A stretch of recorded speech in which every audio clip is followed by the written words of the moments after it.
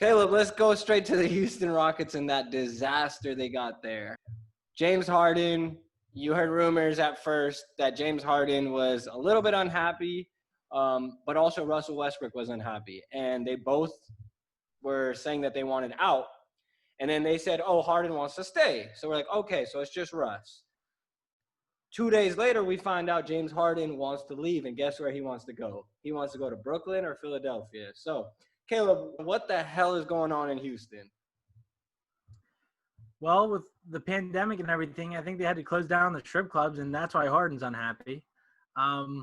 Westbrook, I don't know. Westbrook, I feel like he's just happier being a one-man show, like a one-man band. I don't think winning really – I mean, he can say that's his priority, but – I don't think he wants to make the sacrifices to really make it a priority. So, I don't know. I just feel like it wasn't a good fit. I'm upset that Harden wants out, though. But, I don't know. If he goes to Brooklyn, that'd be a pretty nasty trio. Well, Houston also traded Robert Covington, kind of pointing to the fact that they're not really here to win a championship, I don't think. I think they've realized their championship window is done. And I think they're more of like, okay, what can we do next? And the next thing you do is, what do you do with James Harden? If he wants out, we just saw it. Harden is one of the best players this year. He's one of the best players in the league.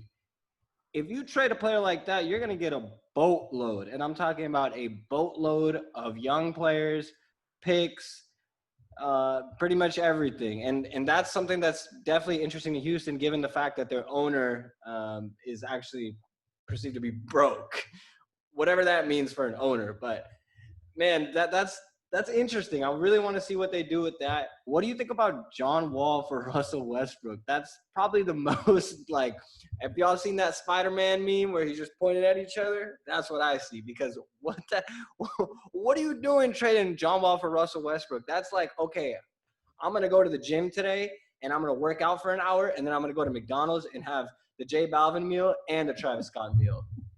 I feel like that's like an outdated move for no reason. I don't know, like 4 years ago that trade would have been like, oh my gosh, now it's just kind of two guys that are past their primes that you're just like, they have the worst contracts in the league. Why would you guys just want to trade the contracts? Why not just keep the one guy, especially in Washington? Like, Wall and Bill are pretty good friends. Why not just keep those two together? I know Wall is a little bit upset that they're kind of building the offense around Bill, but I don't see why you would trade. Even if you are building the offense around Bill, do you really think Russell Westbrook is going to fit with Bill? No, I mean, they said it earlier that John Wall being out this long, Bradley Beal was really excited to play with him when he came back, but that's just not going to happen. I think that they're eventually going to get rid of John Wall, and we'll see what the Wizards do with Bradley Beal. But going back to the Rockets, Westbrook, I think, is more of a, let's just get rid of him and let's get rid of that horrible contract, and maybe we can get a pick or something out of that. But I think more of, how do we get rid of Harden with getting the most that we can? And Harden has been pushing to go to Brooklyn a lot recently. He's been telling media, okay, I want to go one place, and he's made it clear that place is Brooklyn. So do you see that fit there? I mean, 3 superstars, 3 MVP-style players.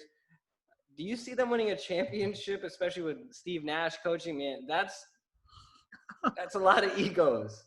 I wish that they did a Hard Knocks version for basketball, because I would love to see how that training camp and everything looks. Ooh, yeah. There's so many personalities there that it's kind of crazy to me. But I think they could win a championship just based off of how much talent that trio has.